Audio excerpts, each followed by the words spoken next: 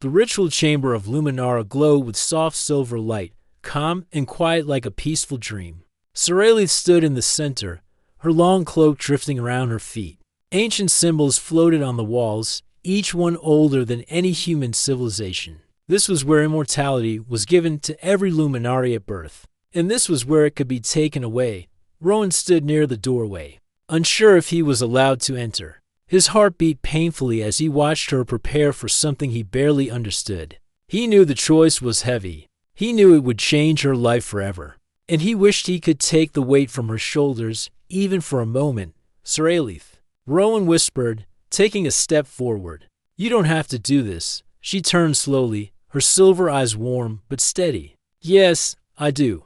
Not for me, he said softly. My world is small. I live only a few decades. You live for thousands of years. You should not give that up for someone like me. She walked toward him, her movements slow and full of quiet determination. Rowan Hale, she said gently, I'm not giving up my life. I am choosing what kind of life I want. He swallowed hard. Her words cut deep, not with pain, but with emotion he wasn't ready for. You once told me, she continued, that humans live with fire because their time is short. I want to feel that fire. I want to feel every day instead of passing through centuries half awake. But you'll lose your endless years, Rowan whispered. She touched her chest lightly. I will gain a life that feels real. And your royal duties? Your people? Your mother? Rowan asked, struggling to understand. Scifi's voice softened. My mother knows. She may not agree, but she will let me go.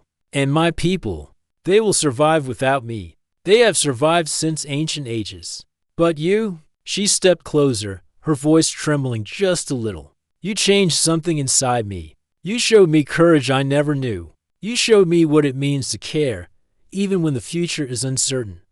Rowan felt his breath slow. He wanted to stop her. He wanted to protect her from the pain of losing her eternal light. But he could not deny the truth in her eyes. She was not choosing sadness. She was choosing hope.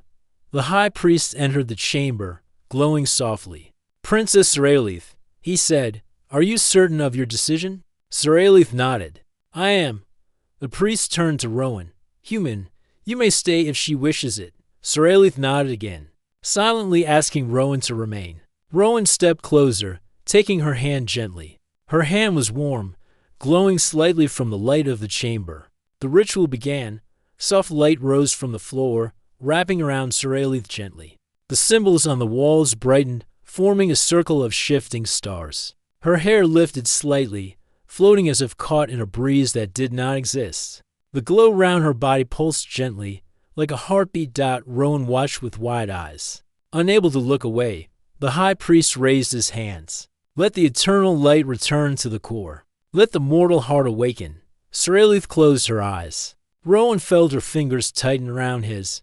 The light grew brighter, surrounding her like a cocoon. Her glow changed from silver to soft white. Slowly, the shimmer of immortality began to fade. It was beautiful and painful at the same time, like watching a star dim, but also watching a sunrise. Rowan held her hand firmly. I'm here, he whispered. Scifi's voice was soft, almost lost in the light. I know. For a moment, the chamber felt weightless. Then the glowing symbols dimmed quietly. The cocoon of light dissolved into the air. The ritual was complete. Scifi stood still, breathing heavily. Her glow was gentle now, no longer mortal, no longer endless. She looked like a being who belonged to both worlds at once. Her eyes opened slowly, and they were still beautiful, but softer, warmer, more human in feeling. The high priest bowed. It is done. You now hold one lifetime. Make it meaningful. Scifi turned to Rowan. Her legs trembled, and he rushed to hold her before she could fall. She smiled weakly. I feel lighter. Rowan's heart ached. Are you in pain? No, she whispered, just human. He held her close, gently helping her walk out of the chamber. The glowing halls of Luminara seemed brighter than before, but she no longer glowed like them. For the first time in her long life, she felt the weight of time. But strangely, she did not fear it. The Empress waited outside, her expression calm but emotional. When she saw Sir Aelith's dim glow, she breathed softly, almost like she was letting go of something. "My daughter," she said gently, "your path is now your own." Sir Aelith bowed, tears touching the corner of her eyes. "Thank you, mother." The Empress touched her forehead gently. "Live well. Your life may be shorter now, but it will burn brighter." Sir Aelith nodded. She stepped back, and for the first time, the Empress looked at Rowan with true acceptance. "Human." She said quietly, "Take care of her." Rowan bowed deeply. "With everything I have." The Empress gave a single nod. "Then go." Sir Aelith and Rowan left Luminara together.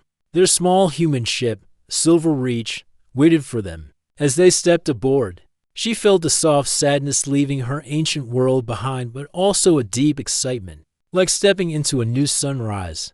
Rowan piloted the ship gently through the stars. Sir Aelith sat beside him, watching planets drift by like glowing jewels. She felt tired but peaceful. She leaned her head lightly on Rowan's shoulder. He froze for a moment, then relaxed, letting himself hold this moment carefully. "Like something precious, Sir Aelith," he said quietly, "I don't deserve this. I don't deserve you." She closed her eyes. "You do. You showed me what true courage looks like. You made me feel things I never felt in thousands of years. You gave me something worth living for." He looked at her softly. "What is that?" "A life with meaning," she said. Months passed. Sir Aelith learned to live as a mortal. Her energy no longer healed instantly. Time moved faster. Days felt shorter. She could grow tired. She could get cold. She could feel hunger. Every sensation was new and surprising. Rowan helped her understand each one, and slowly, their bond grew deeper, steady, warm, full of trust and quiet affection. 1 year later, Sir Aelith felt a new life growing inside her. A child who carried both human strength and Luminari light. A child who belonged to two worlds. When Rowan felt the baby move for the first time, his eyes filled with silent emotion. "You gave up immortality for this," he whispered. Sir Aelith smiled softly. "No, I gave up immortality for love. The child is a gift." Their baby was born on a peaceful human colony world. The child had luminous eyes like Sir Aelith, but Rowan's warm expression. People from both civilizations visited to see the child who symbolized unity. The Empress herself came, holding her grandchild gently. "She is beautiful," the Empress said. "Two worlds breathe in her." Sir Aelith smiled proudly. Rowan stood beside her, holding her hand. Their life was not perfect.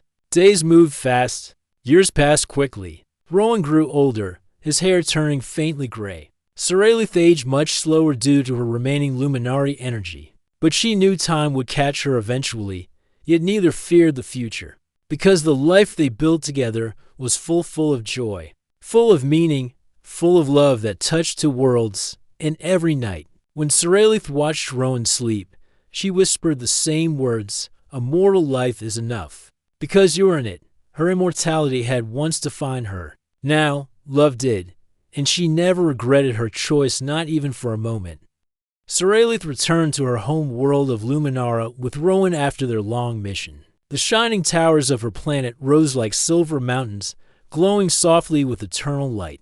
Her people lived slow, graceful lives, untouched by time. They valued calmness, wisdom, and emotional control. But Sir Aelith felt different now. She felt a restless warmth inside her, a feeling she could not explain to anyone, especially not to Rowan, who walked beside her as a visitor. Unaware of the storm inside her heart out when they entered the royal halls. Hundreds of glowing crystal shapes lit up in greeting. The guards bowed. The council members offered formal words. Everything looked the same as it always had, but to Sir Aelith, something felt changed. The air felt heavier. Every step felt like she carried a secret she couldn't share. Her mother, the Empress, stood at the center of the hall. Her presence was powerful, her voice calm like ancient wind. "Welcome home, daughter. You have done well." Sir Aelith bowed deeply. "Mother, the mission succeeded because of human innovation and cooperation." Commander Rowan played an important role. Rowan bowed politely, unsure if the Empress would accept him. She studied him with eyes that had seen thousands of years. To her, Humans were brief sparks in a long night, bright, emotional, and unpredictable. "Thank you for helping my daughter," the Empress finally said. Rowan nodded. It was an honor. But Seralie felt a tension in her mother's voice. She could hear something hidden behind the polite words. Something she feared. After Rowan was taken to a guest chamber, the Empress called Seralie into a private room. The walls glowed with soft light, and the air felt heavy with ancient energy. When the door closed, the Empress spoke quietly. "You have changed." Seralie froze. "Mother, you think I cannot see it?" The Empress said gently. "Your light moves differently. Your thoughts wander. Your heart is unsettled." Seralie looked away. She had hoped she could hide it, but nothing escaped the Empress. "You have grown close to the human." Her mother continued. "Closer than is wise." Seralie swallowed the knot in her throat. "He proved himself loyal, brave, kind. He is not like the humans we feared." The Empress sighed. A sound full of centuries of experience. "My child, humans are short-lived. Their time passes quickly. They love strongly but burn out fast. Our people are eternal. We do not change easily." Seralie's voice shook slightly. "But maybe that is the problem, Mother. Maybe we should change." Her mother stepped forward, placing a gentle hand on her shoulder. "There is something you must understand before you speak further. Something our people keep hidden, even from many of our own." Seralie felt her pulse slow. This tone meant something serious, something ancient. The Empress motioned, and the wall shifted, revealing an old chamber filled with glowing symbols. "There's a price for love with a human," she said softly. "A price few would accept." Seralie felt her breath catch. "What price?" "The Luminari are immortal because our bodies hold a unique energy," the Empress explained. "But that energy cannot join with a human life. If you choose a mortal partner, your immortality will fade." Seralie felt the words strike her like cold wind. "You would live one lifetime only," the Empress continued. "A single span of years. A human-length life. No long centuries. No endless youth. No return to the eternal light." Her heart pounded, heavy and painful. "I did not know." "No one tells the young," her mother said softly. "We expect them to choose their own kind. But you traveled with him. You saw his courage. You saw his heart. I feared this would happen." Seralie took a slow breath. Images of Rowan flashed through her mind, his fearlessness in danger, his patience with strangers, his bright determination, his warm smile when he looked at her without fear or judgment. "I see," she whispered. "If I choose him, I lose everything I have ever known." The Empress nodded. "Your long life, your royal power, your connection to the ancient light. And if you carry a child with him, that child will live only one lifetime as well. No immortality for them. They will be strong, but mortal." Seralie closed her eyes. She had always been proud of her immortality. It was the foundation of her identity. Her people lived through ages while stars were born and died. She was meant to rule for centuries. She had never imagined giving it up. But now, all she could think of was Rowan's soft words during the journey, his protection, his kindness. The way he listened without judgment. "Is this why our people avoid humans?" Seralie asked. The Empress nodded. "It is one reason." Seralie stepped away from her mother and walked toward the glowing wall. The light reflected from her skin seemed weaker, or maybe she only imagined it. "What if immortality is not the only way to live?" she whispered. "What if a short life can still be full? What if it can be enough?" "You speak like a human," her mother said gently. "And humans do not fear time. They embrace it." Seralie's voice cracked. "Maybe they are wiser than we thought."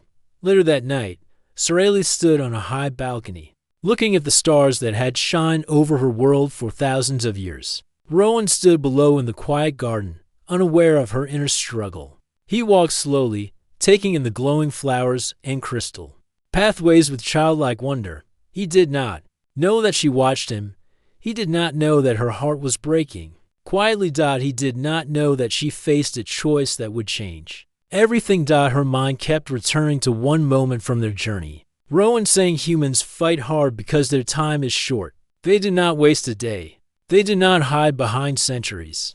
They live fully because their life is brief. Could she do the same? The next morning, Rowan prepared to leave. He assumed the mission was over.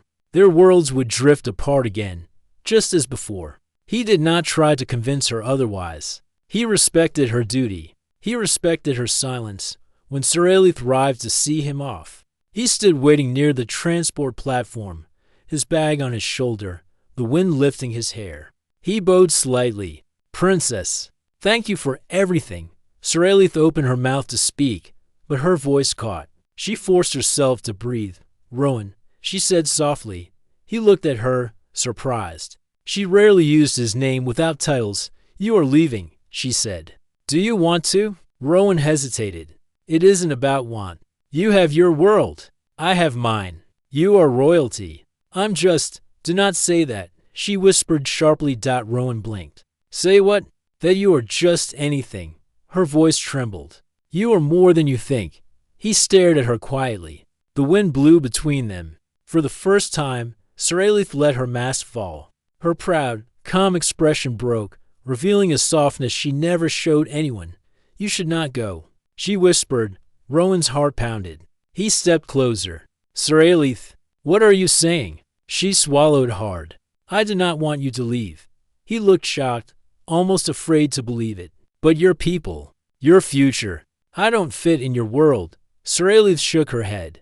"I will decide my future, even if it costs you everything." He asked quietly.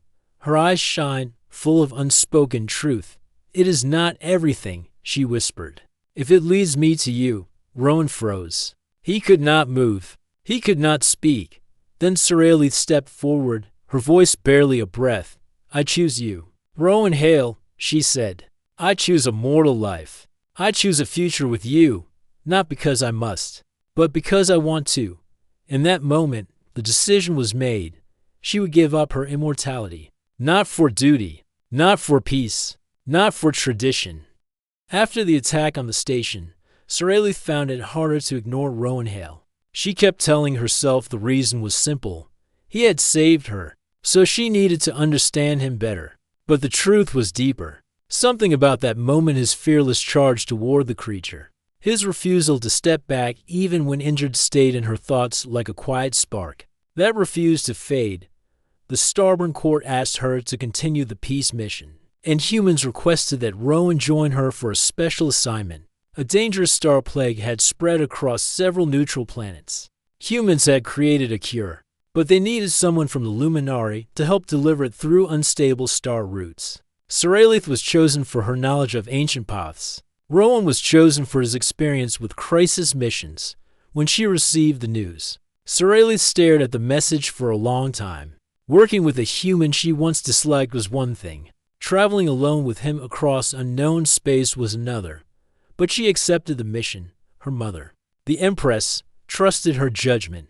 And Sir trusted herself more than anyone else, at least. She used to. Now she wasn't sure what she felt.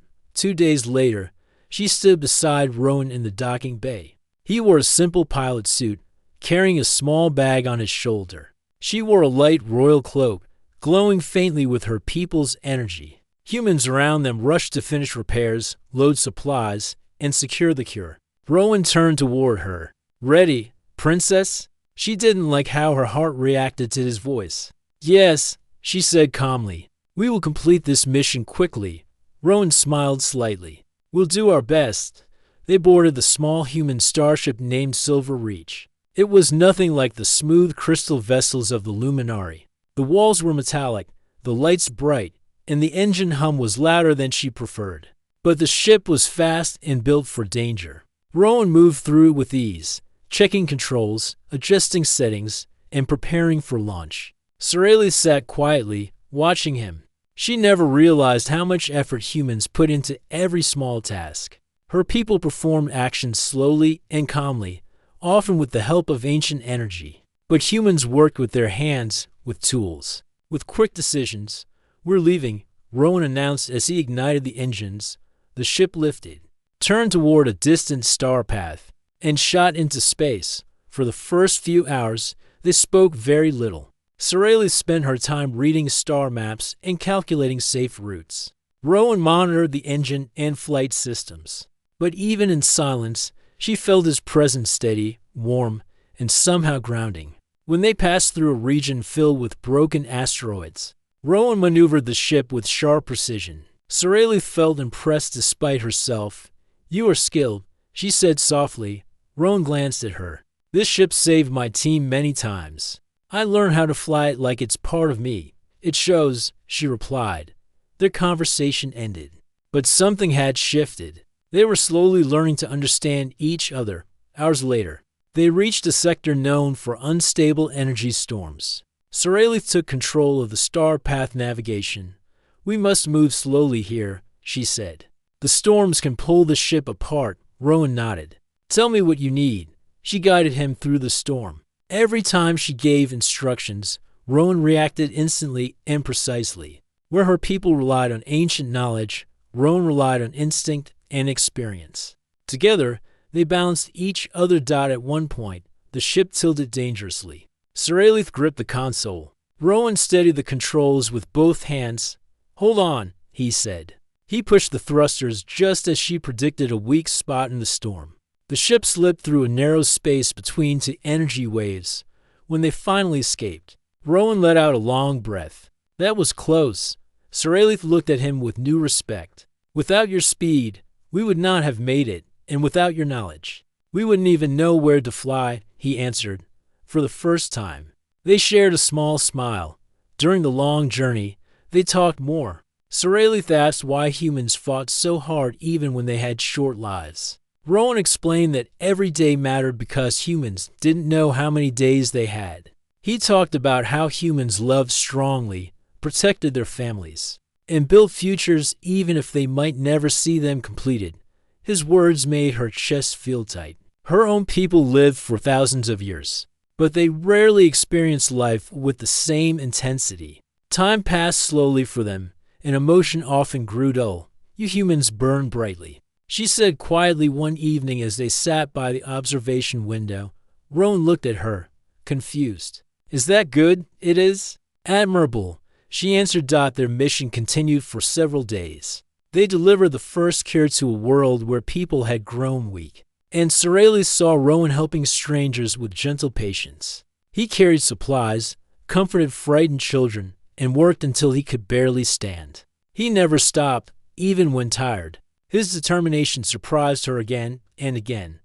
One night, after a long day on the infected planet, Rowan returned to the ship exhausted.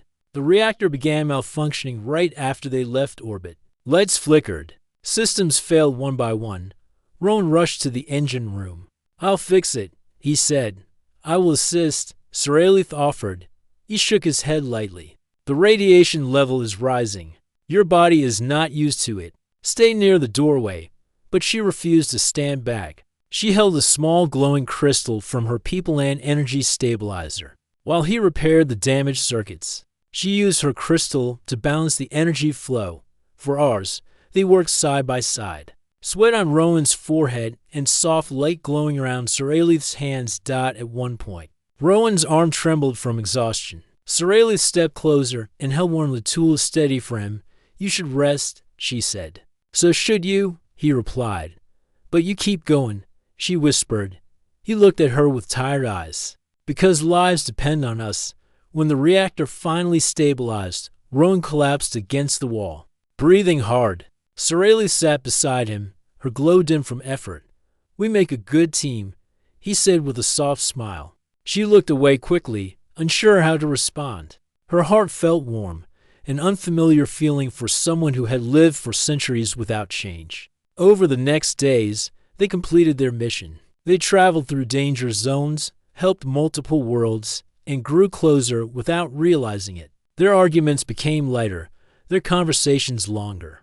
They sometimes laughed softly together during nights when the stars looked peaceful. One evening, as the ship drifted through a calm region of space, Rowan asked a question she never expected. "Princess, why did you dislike humans so much?" Sorelli hesitated. She had never explained this to anyone. "My people always believed humans were too unstable," she said. "Too emotional, too fast, too fragile." Rowan nodded. "We are all those things, Yes, she whispered. But you are also strong in ways we are not. She looked at him, her voice softer than before. You risk your life without hesitation. You help strangers. You fight with your heart. I did not understand it before. But now, her voice faded. She didn't know how to finish. Rowan stepped closer, his tone gentle. Now what? She swallowed.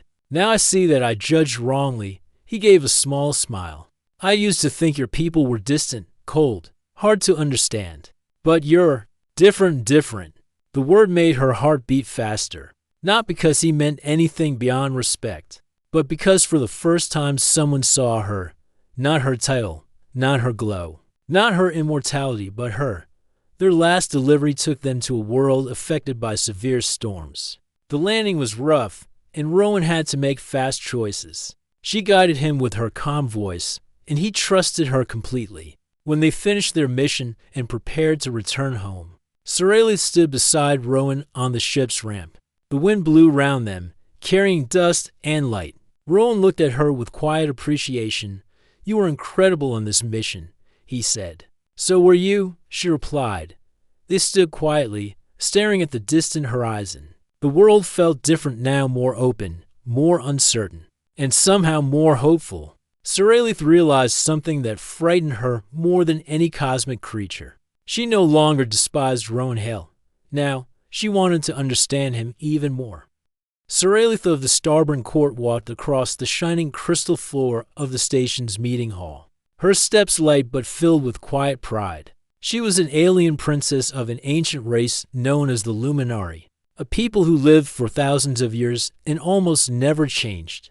Her eyes glowed faint silver, and her long hair flowed like soft threads of starlight. Everyone who saw her felt a sense of calm distance, as if she belonged to the sky more than to any world. Humans fascinated her, but not in a good way. To her, they were too loud, too bold, too quick to speak, and too quick to fight. They lived short lives and made fast decisions, something her people always found dangerous. When she first heard that she must meet a human commander, she felt annoyance. When she learned that this commander would negotiate a peace mission with her, she felt even more irritated. And when she actually saw him for the first time, she felt something even stranger, confusion mixed with dislike. Commander Rowan Hale stood straight, his uniform a simple dark blue, without any royal symbols. He had no glowing eyes, no long life, no ancient power. He was just a human, but he met her gaze without fear, something she almost took as disrespect. He bowed slightly, just enough to show manners, but not enough to show submission. Princess Scifi, he said, his voice steady. I'm Commander Rowan Hale. I'll be working with you on the peace project. She tilted her head. Human confidence is always surprising, she replied softly, and sometimes unnecessary. Rowan did not react with anger. Instead, he let out a small breath, almost like a half smile. Humans survive by confidence. Princess, we do not live long, so we move fast. She did not like the answer, even though there was no insult in it. She turned away, signaling that the meeting was over. Though it had barely begun, she walked toward the ship that would take her back to the royal wing of the station. But she could feel Rowan's eyes on her. She told herself it did not matter, but somehow it stayed in her mind for the next few days. Scifi tried her best to ignore the human commander. She had her own problems to think about. Talks between her people and the human colonies were delicate, and she was responsible for representing her mother, the Empress. Every step she took mattered. Every word she spoke could affect the future of two worlds. Rowan, however, was everywhere. He attended the same meetings, walked the same halls, and checked the same reports.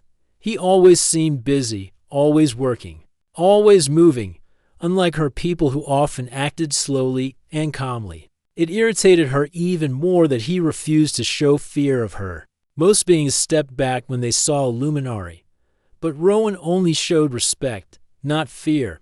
To her, it felt strange, almost challenging. One morning, she stepped into the observation deck, wanting silence.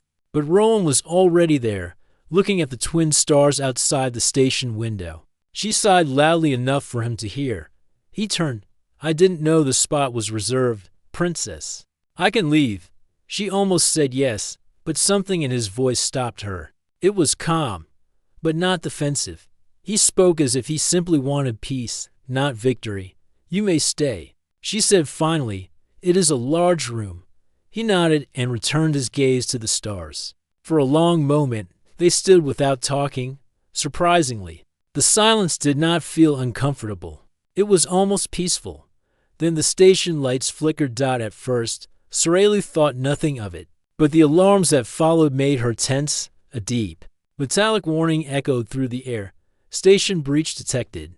Unknown life form entering outer hall. All personnel evacuate designated sectors. Scifi took a step back, but Rowan moved toward the door. Where are you going? She asked. To help, he said simply. She stared at him. You do not know what the threat is. He gave a short nod. No, but people might be in danger.